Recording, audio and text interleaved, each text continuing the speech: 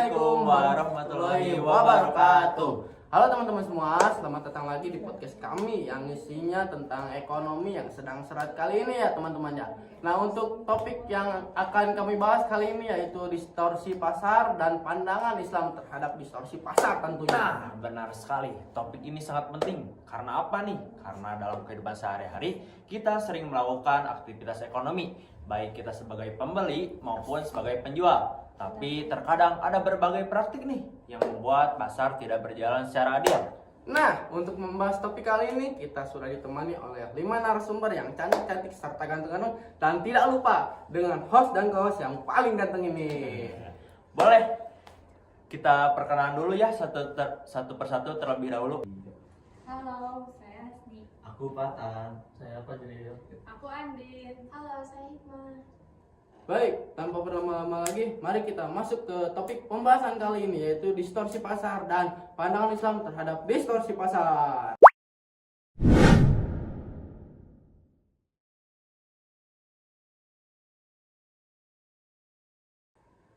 Hasni, sebelum kita membahas lebih jauh nih, sebenarnya apa sih yang dimaksud dengan distorsi pasar? Nah, sebelum ke materi, aku bakal sedikit ngasih dulu analogi untuk penonton. Misalnya ya, kita mau beli bakso dengan harga seporsinya tuh 15.000. Itu tuh udah termasuk modal si penjual dan untungnya si penjual juga. Tapi tiba-tiba pemerintah netapin aturan baru nih. Kalau misalnya mulai besok si porsi bakso itu dijual dengan harga 5.000. Nah, terus apa yang bakal terjadi? Wow, Seneng dong. seneng banget. Seneng sih. Harga bakso di Iya. rumah ya. Apalagi bakso 5.000. Enak Iya, banget. kan? Mantap. Iya kan, kita pasti senang karena dapat bakso dengan harga 5.000. Tapi besoknya kita punya uang, tapi kita gak bisa beli bakso karena uang baksonya itu rugi atau enggak untung. Nah, ketidakseimbangan antara kemauan pembeli dan kemampuan penjual itu menyebabkan distorsi pasar, paham kan? Oh, iya, paham. Nah, jadi distorsi pasar itu kondisi ketika mekanisme pasar tidak berjalan secara normal, sehingga harga permintaan ataupun penawaran tidak terbentuk secara alami. Nah, akibatnya pasar itu menjadi nggak efisien dan bisa merugikan salah satu pihak, entah itu penjual ataupun pembeli. Jadi bisa dikatakan bahwa pasar yang seharusnya berjalan secara adil itu apakah menjadi terganggu kah? Nah, betul sekali. Jadi, pasar yang sehat itu idealnya berjalan secara alami berdasarkan hukum penawaran dan permintaan. Harga yang terbentuk juga sesuai kesepakatan antara kedua belah pihak. Nah, kalau misalnya ada faktor-faktor yang mempengaruhi harga yang dapat menyebabkan harga itu melonjak tinggi ataupun turun drastis, nah itu berarti pasarnya terjadi distorsi pasar. Lalu bagaimana nih pandangan Islam mengenai hal tersebut? Nah, Islam juga sangat menghormati pasar bebas yang adil. Rasulullah SAW dan para sahabat sangat mendukung perdagangan yang jujur. Nah, oleh karena itu Islam melarang keras segala bentuk distorsi pasar. Mengapa? Karena distorsi pasar itu melanggar prinsip utama dalam perdagangan Islam, yaitu prinsip keadilan dan keridhaan kedua belah pihak atau antara din. Berarti tujuan Islam bukan hanya mencari keuntungan semata, tapi juga menjaga keadilan dan transaksi itu ya. Nah, benar. Jadi dalam Islam kegiatan ekonomi harus memberikan manfaat bagi kedua belah pihak dan tidak boleh mengandung unsur kezaliman. Menarik sekali ya. Jadi sejak awal Islam sudah mengatur agar pasar berjalan secara sehat dan adil. Betul sekali. Nah, buat Patan nih, setelah mengetahui definisinya, tentu kita perlu mengetahui bentuk-bentuk distorsi pasar. Apakah bisa dijelaskan? Nah, jadi secara umum itu distorsi pasar memiliki beberapa bentuk. Nah, kalau dalam ekonomi umum ada dua, yaitu oligopoli sama monopoli. Sedangkan dalam ekonomi Islam ada 4 yang sering ditemui, yaitu ada itikar, najasi, tadlis, dan goror. Wah, cukup banyak juga ya. Mungkin bisa dimulai dari ekonomi umum terlebih dahulu nih. Oke, jadi yang pertama ada monopoli. Monopoli itu kondisi ketika suatu perusahaan besar menguasai pasar sehingga dapat menentukan harga sesuka hati mereka karena minim pesaing. Contohnya, jika hanya ada satu penjual, suatu barang penting di suatu daerah. Nah, benar, karena penjualnya cuma ada satu, jadi masyarakat tidak punya pilihan lain. Jadi meskipun harganya jadi sangat mahal, mereka tetap harus membeli dari perusahaan itu karena tidak ada perusahaan lain. Lalu bagaimana sih dengan oligopoli? Kalau oligopoli adalah kondisi di mana ada lebih dari satu perusahaan besar yang menguasai pasar. Jadi mirip seperti monopoli, tapi perusahaannya itu lebih dari satu. Jadi mereka tetap bebas menentukan harga. Oh gitu. Lalu kalau dari ekonomi Islam bagaimana? Nah, kalau dari ekonomi Islam kan tadi ada 4 yang utamanya tuh. Pertama, itikar, yaitu menimbun barang untuk dijual kembali dengan harga yang lebih besar. Kedua, ada najasi, yaitu manipulasi harga dengan cara berpura-pura menawar tinggi agar orang lain ikut memberi dengan harga yang lebih mahal. Ketiga, ada tadlis, yaitu penipuan atau penyembunyian informasi mengenai kondisi barang. Terus yang terakhir ada goror atau ketidakjelasan, yaitu adanya ketidakjelasan dalam transaksi sehingga salah satu pihak berpotensi dirugikan. Kalau dipikir-pikir, praktik seperti ini tuh ternyata masih bisa ditemukan sampai sekarang ya? Nah, betul. Jadi penting bagi kita untuk memahami bentuk-bentuknya agar kita terjauh dari praktik-praktik tersebut. Menarik sekali ya, namun tentu ada alasan mengapa distorsi pasar bisa terjadi. Nah, untuk itu kita akan bertanya kepada Pak Jril nih. Ya, Pak Jril, tadi Patang sudah menjelaskan berbagai bentuk distorsi pasar. Menurut kamu nih, apa yang menyebabkan distorsi pasar itu bisa terjadi? Kalau kita lihat, ada beberapa faktor yang menjadi penyebab munculnya distorsi pasar. Salah satunya adalah keinginan untuk mendapatkan keuntungan sebesar-besarnya tanpa memperhatikan nilai etika dan keadilan dalam berbisnis. Jadi fokusnya hanya pada keuntungan semata. Ya, kurang lebih begitu. Misalnya ada pedagang yang sengaja menimbun barang agar jumlah barang di pasar berkurang. Akibatnya harga naik. Dan ketika harga sudah tinggi, barang tersebut baru dijual untuk mendapatkan keuntungan yang lebih besar. Nah, selain faktor keuntungan, apakah ada penyebab lainnya? Tentu ada. Faktor berikutnya adalah kurangnya informasi yang dimiliki oleh masyarakat atau konsumen.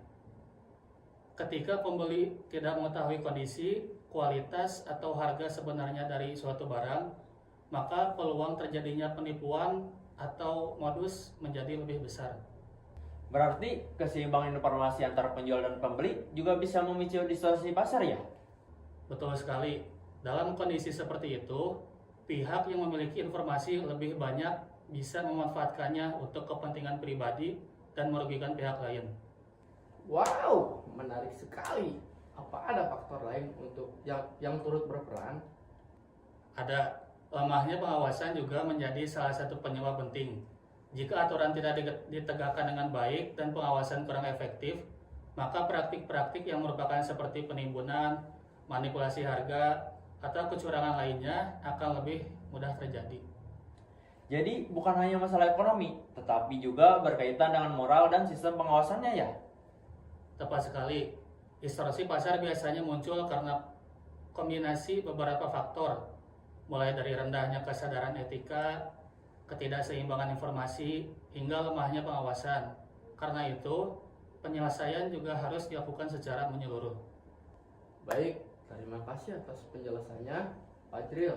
Setelah mengetahui penyebabnya, tentu kita ingin tahu bagaimana solusi untuk mengatasi distorsi pasar menurut perspektif Islam.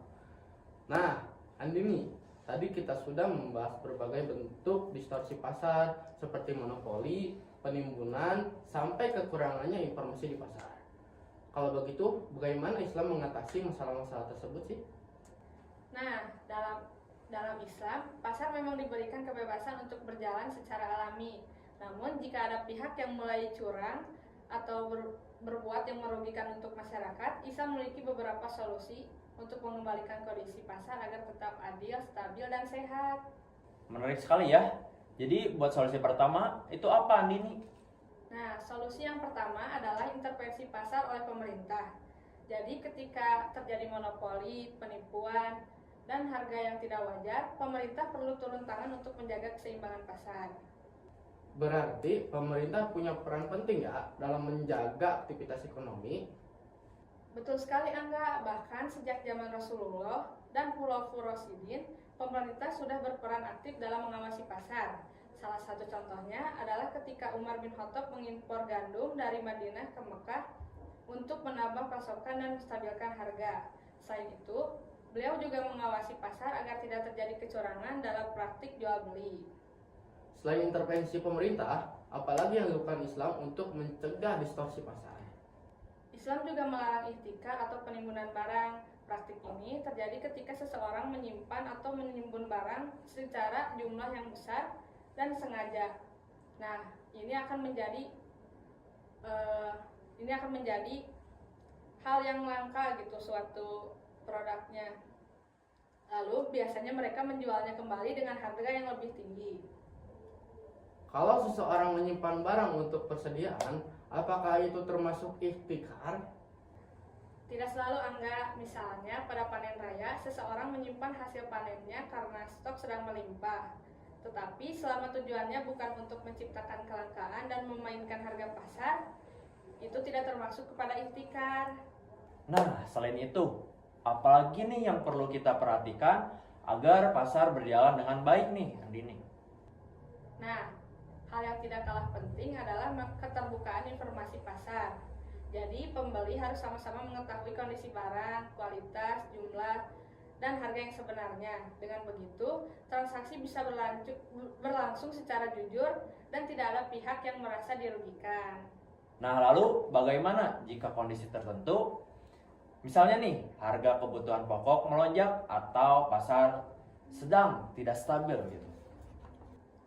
Nah, dalam kondisi seperti itu, pemerintah diperbolehkan melakukan regulasi harga. Tujuannya bukan untuk membatasi perdagangan, akan tetapi untuk melindungi masyarakat agar pasar berjalan secara sehat, misalnya saat terjadi kelangkaan barang atau terjadi praktik monopoli.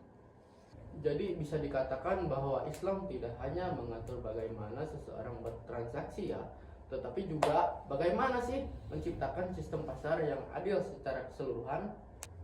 Betul sekali Angga, melalui pengawasan pemerintah, larangan ihtikar, keterbukaan informasi, dan regulasi harga dalam perekonomian tertentu, Islam berusaha menciptakan pasar yang sehat, seimbang, dan memberikan manfaat untuk semua masyarakat.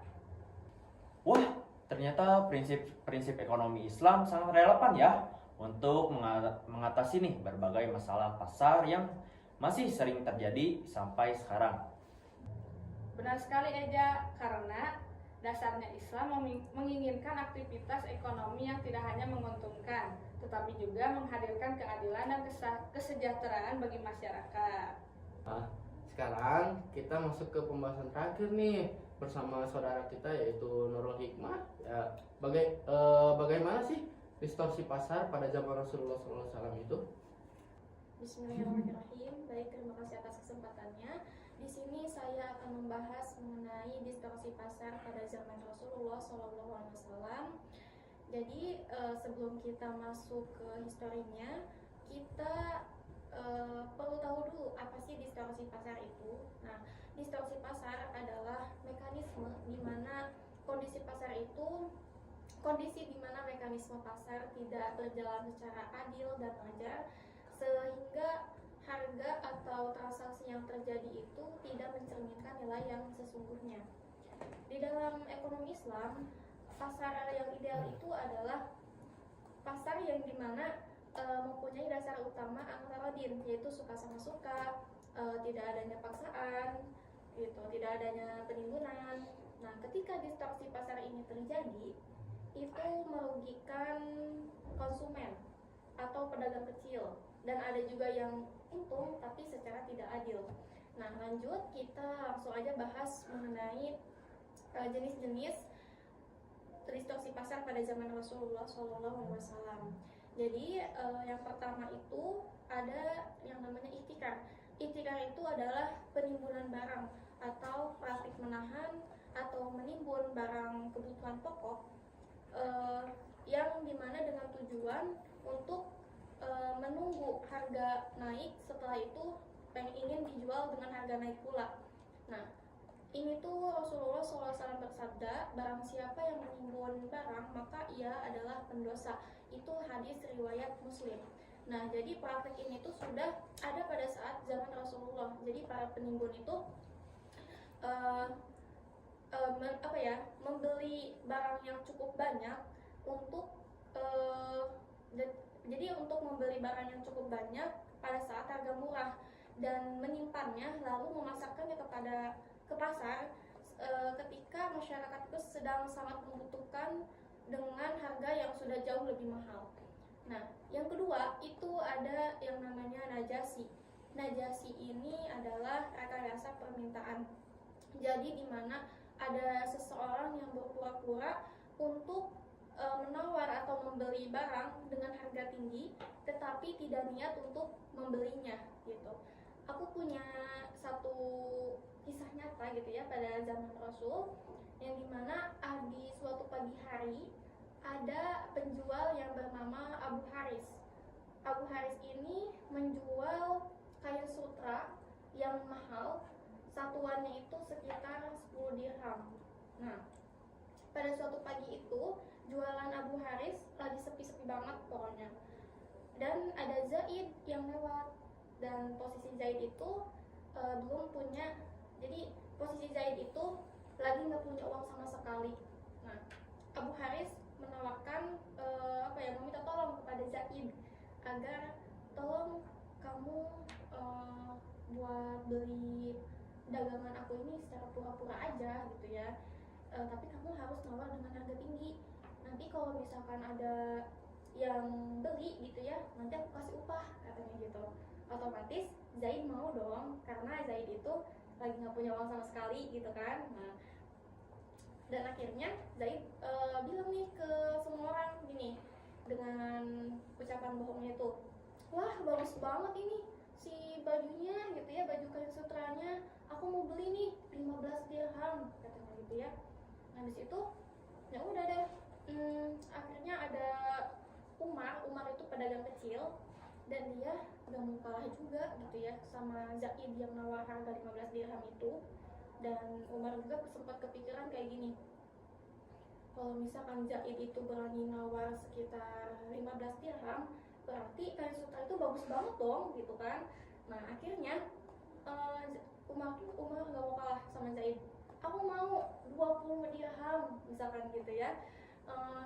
Dan akhirnya Abu Haris setuju dong, karena harga yang ditawarkan oleh Umar itu lebih tinggi daripada Zaid. Nah, dan setelah itu ya udah Umar ngambil aja sih kain sutranya itu gitu ya, dengan rasa senang bahagia karena dapat kain sutra yang bagus banget gitu kan. Tapi dia padahal udah ditipu gitu ya sama sama Abu Haris sama Zaid gitu kan. Nah, dan Zaid itu watados juga ya dia, jadi dia tuh langsung pergi aja gitu, seakan nggak ada apa-apa yang dia lakuin gitu, padahal dia udah nipu orang gitu kan. Nah, tapi kan memang Zaid tuh langsung pergi aja karena emang dari awalnya kan nggak mau beli gitu dia tuh ya. Selanjutnya Abu Haris pun seneng dong dapet harga tinggi dari harga pasar yang dia jual, yang tadinya 10 dirham jadi 20 dirham gitu kan. Nah, itu salah satu contohnya. Oh alah, berarti prakteknya kalau di zaman sekarang tuh kayak fake review ya? Nah iya betul banget, itu tuh maksudnya fake review ya. Nah bisa juga kayak tentang perusahaan pegadaian yang suka ngelilangin mobil, itu rumah gitu ya. Nah kadang kan investor tuh suka, aku nih mau segini, 1 juta, 2 juta gitu ya. Dan akhirnya memilih harga yang paling tinggi dong. Nah itu salah satu contohnya di masa sekarang gitu. Nah jadi yang ketiga itu ada yang namanya talaqi rukban. Talaqi rukban ini adalah mencegat pedagang di luar kota. Jadi mencegah kafilah pedagang di luar kota sebelum mereka masuk ke pasar, lalu mereka membeli barangnya dengan harga murah sebelum mengetahui harga pasar yang sebenarnya. Nah Rasulullah SAW juga melarang praktik ini gitu ya, dan menyebutkan kalau misalkan kita tertipu gitu ya, tidak diberitahu harga yang sebenarnya, kita bisa membatalkan transaksi tersebut gitu sampai kita mengetahui harga yang sebenarnya. Itu hadis riwayat Bukhari dan Muslim. Nah jadi yang keempat itu ada yang namanya ghoban. Ghoban ini penipuan harga. Jadi menjual atau membeli barang dengan harga yang jauh lebih menyimpang dari harga pasar. Nah karena memanfaatkan ketidaktahuan dari pihak tersebut gitu. Nah ghoban ini terbagi menjadi dua. Ada ghoban fahisi. Ghoban fahisi ini adalah penipuan harga yang sangat besar dan merugikan secara signifikan gitu. Dan ini tuh dilarang keras ya. Contohnya tuh misalnya kayak gini. Aku mau beli smartphone. Smartphone tuh harga pasarannya sekitar 3 juta gitu ya. Nah, terus ada yang jual oknum si smartphone itu jadi 6 juta. Otomatis itu besar banget ya keuntungannya gitu kan. Nah, ini jual beli yang tidak diperbolehkan tuh seperti ini gitu. Padahal smartphone itu masih sama-sama ya kualitasnya masih sama-sama bagus gitu ya. Nah itu yang tidak diperbolehkan gitu. Terus yang kedua itu ada yang namanya ghoban yasir. Ghoban yasir ini adalah selisih harga kecil yang masih dalam batas toleransi gitu ya. Contohnya tuh gini, aku mau beli buku itu harga pasarnya 100.000, tapi karena persaingan atau lokasi tempat yang berbeda gitu ya, jadi ada penjual A menjual buku sekitar 103.000 dan penjual B itu menjual buku 97.000. Nah ini masih dianggap wajar gitu ya, masih dianggap sah gitu jual belinya. Nah kita lanjut, yang kelima itu ada yang namanya tadlis. Tadlis itu adalah menyembunyikan kecacatan barang. Nah kita sudah tahu ya kalau misalkan di dalam jual beli itu kita harus transparan kepada pembeli, kita sebagai penjual, karena takut dan pastinya merugikan pembeli gitu kan. Misalkan ya aku jual ini tapi aku nggak bilang ini cacat di mana, nanti kan kita ngerugiin orang kan. Nah itu nggak boleh. Nah Rasulullah juga di dalam hadis riwayat Muslim, barang siapa yang menipu kami maka ia bukan golongan kami gitu. Nomor keenam itu adanya tatfif. Tatfif ini adalah kecurangan, timbangan, dan takaran. Nah ini di dalam Quran surat Al-Mutaffifin ayat 1-3 itu sudah tercantum yang berbunyi Bismillahirrahmanirrahim, wailul lil mutaffifin alladzina idza talu 'alan nasi yastawfun wa idza kaluhum aw wazanuhum yukhsirun. Artinya, celakalah bagi orang-orang yang curang dalam menakar atau menimbang, yaitu adalah orang-orang yang apabila menerima takaran dari orang lain, mereka meminta dicukupkan, dan apabila mereka menakar atau menimbang untuk orang lain, mereka mengurangi gitu. Nah, yang ketujuh itu habalul habalah. Habalul habalah ini artinya apa ya? Barang yang tidak jelas. Nah, contohnya itu ketika di zaman Rasul seperti jual beli anak unta yang masih di dalam perut ibunya. Otomatis itu nggak jelas dong anaknya lahir atau enggak ya gitu kan. Soalnya kan masih di dalam perut ibunya gitu ya, bakalan lahir atau enggak, mati gitu bagaimana gitu ya. Terus yang ada yang namanya muhadharah. Muhadharah ini seperti kayak kita jual beli kurma yang masih di pohonnya. Otomatis kita nggak tahu dong kurmanya panen atau enggak, atau misalkan rusak atau enggak di pohonnya, itu kan masih belum jelas. Terus ada yang namanya muzabanah. Muzabanah itu seperti membeli domba yang bulunya tuh masih menempel di dombanya gitu loh. Otomatis kita nggak tahu kan frekuensi atau kuantitas berat dombanya itu berapa gitu kan, ini masih belum jelas gitu. Terus ada yang namanya yang kedelapan. Yang kedelapan itu mulamasah dan munabadah. Ini tuh informasi yang tidak lengkap. Misalnya kayak apa ya? Jadi pada zaman saat itu tuh ketika kita menyentuh barang itu dengan tangan, otomatis itu udah jadi milik kita gitu. Jadi pada zaman Rasul tuh gitu ya. Terus ada lagi misalkan kayak membeli kucing dalam karung. Jadi pada saat itu tuh kita nggak boleh ngelihat barang yang mau kita beli gitu. Sedangkan kalau misalkan kita mau beli barang, otomatis kita lihat dulu kan barangnya, kira-kira ini barangnya berapa ya ukurannya, bagus enggak ya, warnanya warna yang kita sukain enggak ya gitu kan. Nanti pada zaman Rasul itu kita nggak boleh diperlihatkan, mau jelek mau bagus itu milik kita gitu tuh. Jadi kita nggak boleh ngelihat barangnya kayak gimana dulu, nggak boleh gitu. Nah gitu. Terus ada yang namanya bai al-hasoh. Bai al-hasoh itu jual beli menggunakan lemparan batu. Misalnya nih kita mau beli tanah gitu ya, nah kita lempar pakai batu, batu itu taruh di mana gitu ya, nah itu itu udah jadi milik kita. Dengan lemparan batu aja tanah itu 1 meter misalkan, itu udah jadi milik kita gitu. Terus ada yang namanya muhaqalah. Muhaqalah itu ya transaksi lahan pertanian dengan cara melempar batu juga gitu, melempar batu. Kalau misalkan sama aja sih kayak yang aku tadi jelasin gitu ya, kalau misalkan kita melempar batu, otomatis itu jaraknya berapapun jadi milik kita kayak gitu teman-teman ya. Nah jadi pada saat terjadi distorsi pasar itu di zaman Rasul, respon Rasulullah itu sangat luar biasa banget gitu. Karena beliau itu memiliki kebijakan ekonomi yang sangat bijak, sangat nyata dan tegas untuk menangani distorsi pasar ini, namun tetap menghormati kebebasan pasar. Nah, Rasulullah pada saat itu tuh langsung turun untuk bertransaksi dan menyuruh petugas untuk menangani atau mengawasi agar tidak adanya kecurangan gitu. Nah, ketika waktu itu sahabat meminta Rasul untuk menetapkan harga saat harga itu naik. Tapi Rasulullah SAW bersabda, sesungguhnya bahwa Allah lah yang menetapkan harga, yang menyempitkan dan melapangkan rezeki. Aku berharap bertemu Allah dalam keadaan tidak ada seorang pun yang menuntutku karena kezaliman dalam harta dan darah. Itu hadis riwayat Abu Daud At-Tirmidzi.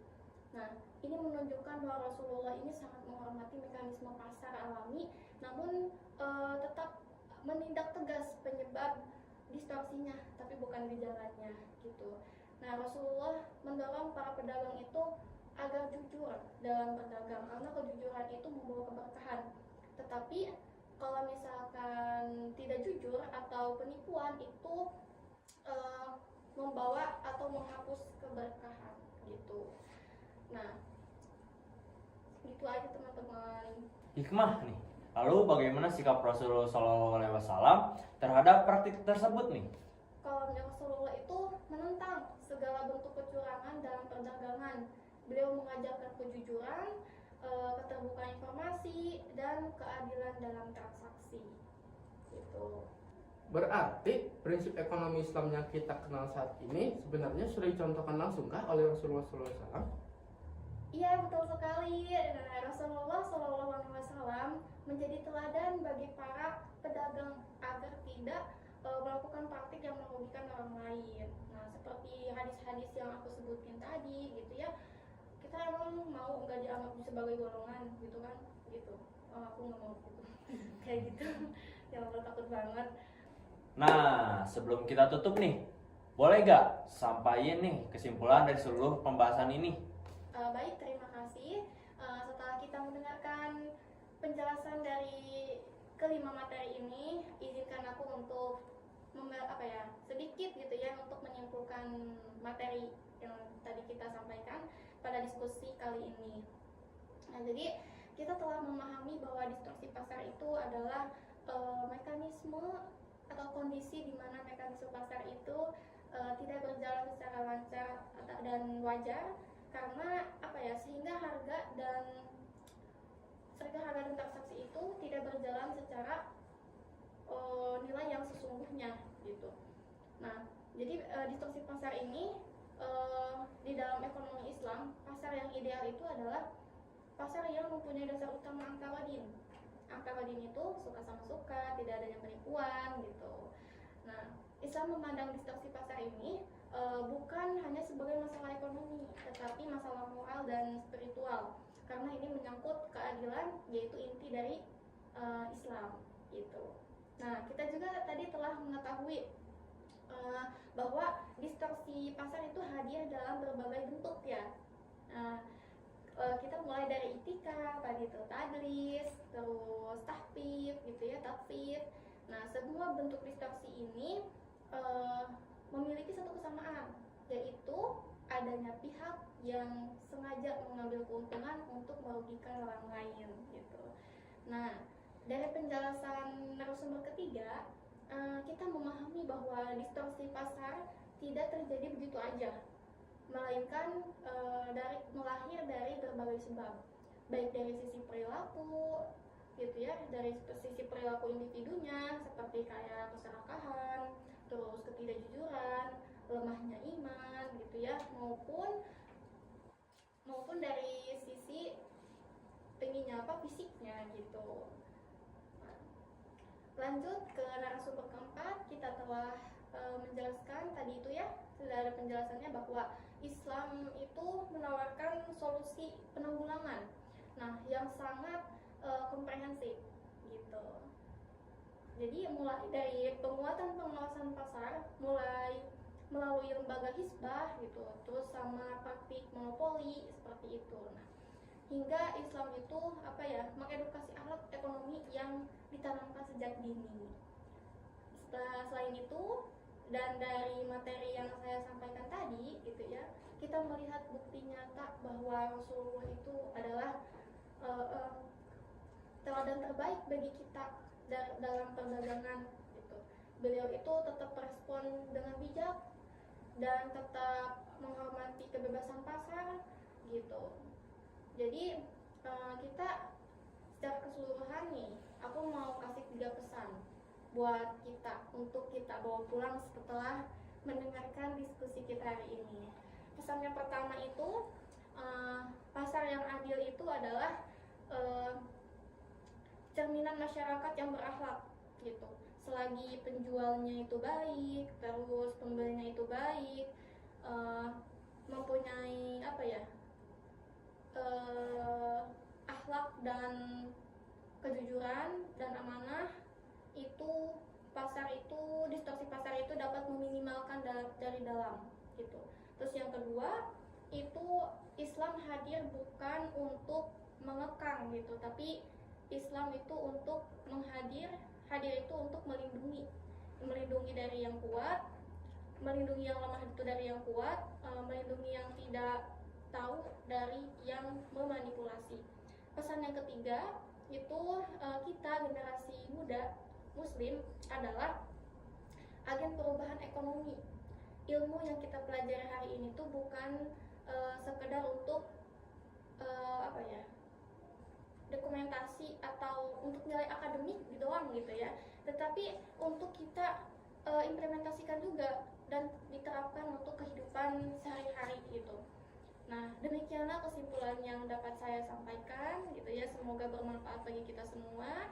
Nah, tidak hanya memberikan wawasan gitu, tetapi juga memperkuat komitmen kita gitu, untuk menjadi pelaku ekonomi yang jujur, adil, dan berkah. Jazakumullah khairan. Assalamualaikum warahmatullahi wabarakatuh. Oke guys, mari kita hapus untuk kita semua. Oke teman-teman, podcast hari ini telah selesai. Terima kasih kepada seluruh narasumber yang telah berbagi ilmu dan segala informasinya serta penjelasannya pada kali ini. Nah, semoga pembahasan mengenai distorsi pasar dan pandangan Islam ini menambah wawasan kita semua. Nah, bisa juga diterapkan dalam melakukan aktivitas ekonomi sehari-hari dan ilmunya menjadi berkah untuk kita semua. Oke, kita tutup. Saya Angga. Dan saya Eja. See you di podcast nanti ya guys ya. Dadah.